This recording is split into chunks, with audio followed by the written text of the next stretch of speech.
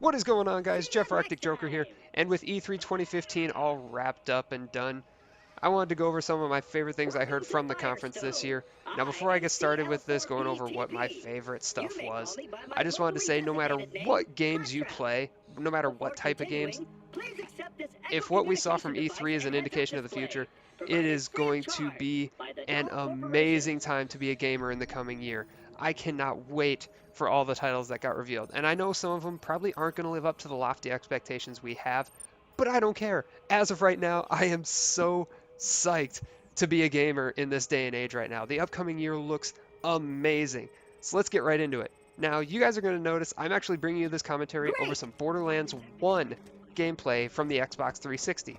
Now that is relevant again because Microsoft made one of the biggest announcements this year, and it is personally my favorite from the entire E3 event, and that is backwards compatibility from the Xbox 360 to the Xbox One. I am so excited for this. It's going to bring so much life back into so many of my Xbox 360 games. It's going to be easier to bring you guys my 360 Thursday games that are going to be coming out very soon. I can't wait for that.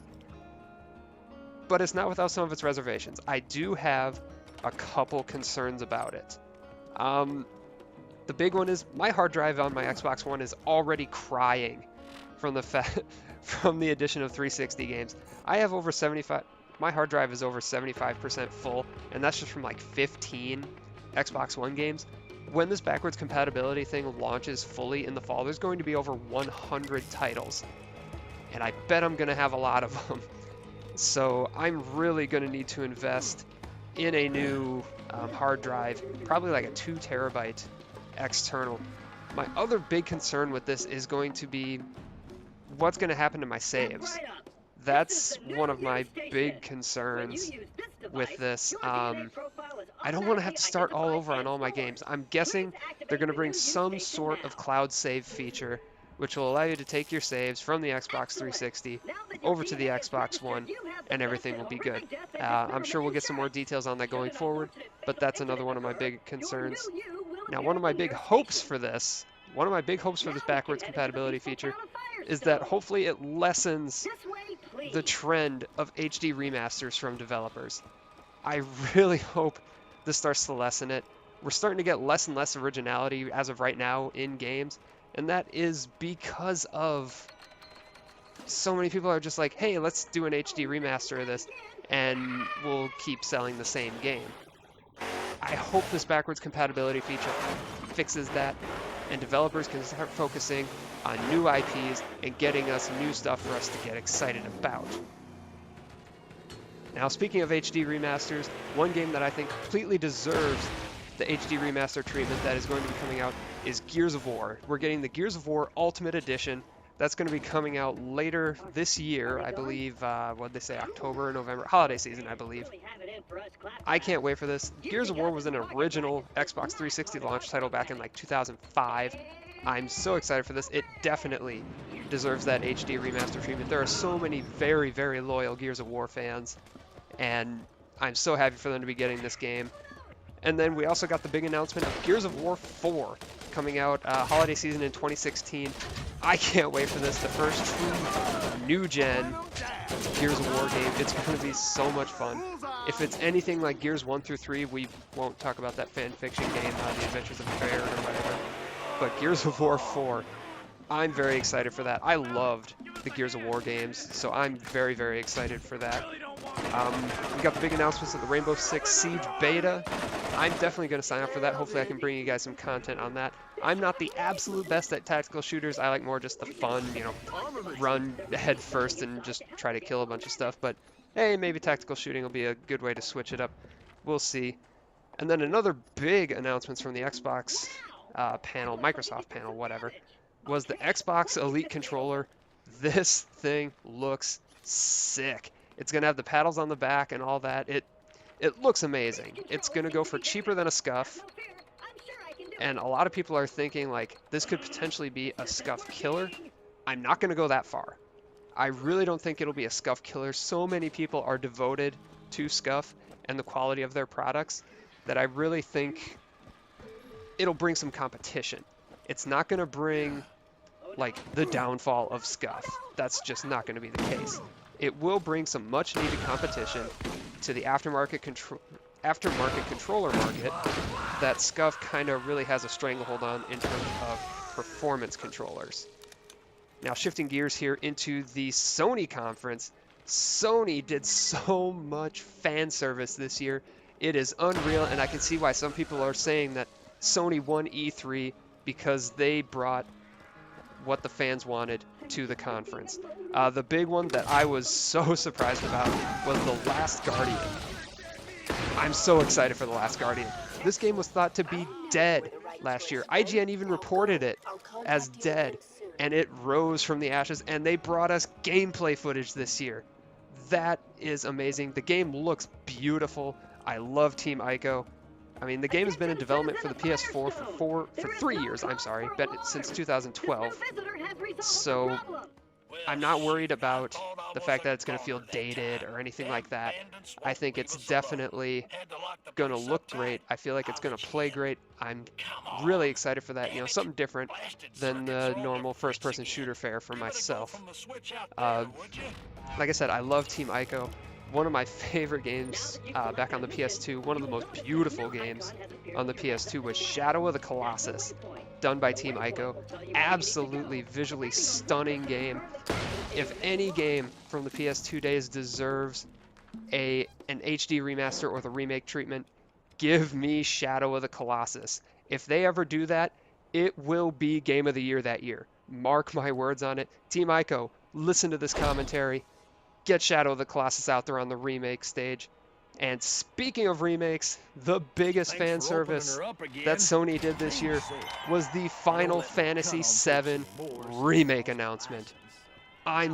Oh my god, I've been saying it so much in this commentary, but I am so very excited for this. Final Fantasy VII basically started the foundation to the gamer that I am. Some of my very first in-depth exposure to video games was with JRPGs, mainly Final Fantasy VII, Final Fantasy VIII, like Chrono Cross, and Suikoden 2.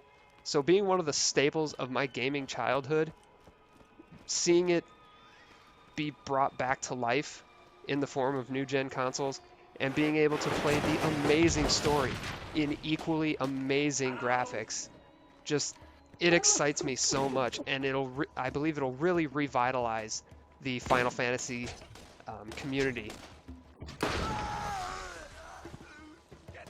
Man, that was a lot. And now moving on to basically the single game that I am the most excited for. You guys know how much I love the Borderlands franchise, so it shouldn't come as much surprise to you to say that Battleborn is the game I am most excited for. It's coming out later this year, between the fall and the winter. My guess is probably around the holiday time. We will see. It's being actually made by Gearbox. It's not being outsourced, like Borderlands the pre-sequel was, or a couple of the Borderlands 2 campaign DLCs that kind of fell flat. So that is a thing I'm very excited for, because the last game that Gearbox hands-on developed was Borderlands 2, and it turned out beautifully. For those of you that don't know, Battleborn is a MOBA first-person shooter hybrid, it seems. They're calling it a hero shooter, which basically, how they're saying it is, it's developed around characters. And holy shit, is there going to be a lot of characters. They're talking 25 different playable characters. That is unreal.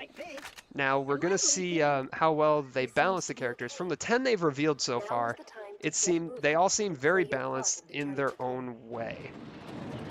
And I know you may be thinking, Gearbox had trouble balancing 4 characters. Salvador.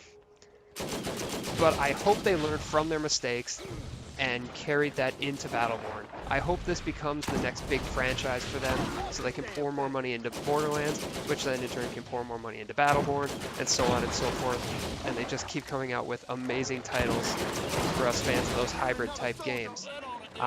A lot of people are kind of iffy on the art style of Battleborn. I absolutely love it. I love games with unique art styles. If you go through my game collection, there's so many games with cel-shaded graphics or just something very unique about them. It's just something that I'm drawn to. I'm drawn to very unique looking games.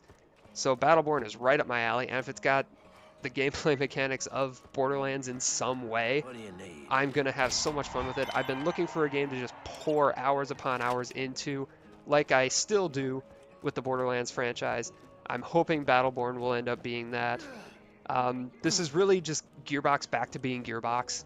They're back to doing what they do well, and that is creating those hybrid games. You know, Borderlands has that combination first-person shooter with those RPG elements and the random generated loot.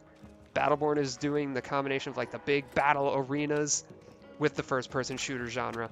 I could not be more excited for this, and they're going to be bringing competitive multiplayer to it, something I think is really missing from the Borderlands franchise. I wish they had a competitive PvP mode, you know, maybe something similar to like Crucible and Destiny or something like that. But we're going to see how Gearbox handles that with Battleborn. I'm very excited for that. And even though only 10 of the 25 characters has been revealed, I already know who I'm going to play as. I am going to play as Caldarius. He has a pistol sword hybrid. It's a gunblade. Okay, let's be real. I just mentioned my love for Final Fantasy. Final Fantasy VIII is my favorite of the series. Squall is my absolute favorite character. I have a gunblade in my room. Caldarius has a gunblade. I'm playing as him. He also has a jetpack. And from what I've been hearing, he's being built to be more of like a mobile tank type, as opposed to Montana, who is just like 18 feet tall, carries a big minigun, and is slow moving, but he's your tank. It sounds like they're making Caldarius more a mobile tank, which is very cool, but probably won't have the near amount of damage output as Montana. And going back to the whole balance thing, it sounds like, you know, Gearbox is doing a very good job balancing these characters, like taking Caldarius, for example, who is, you know, he has a blade, but he still has his pistol for some range stuff, as opposed to another sword character like Wrath, who has two katanas and a big-ass one on his back. He is useless, 100% useless at range, but up close he will shred, and that seems very cool. Caldarius seems like the guy with the jetpack, you know, do some straight-up death from above, drop in, take someone out, get out of there before you take a ton of damage. That makes me really excited for that.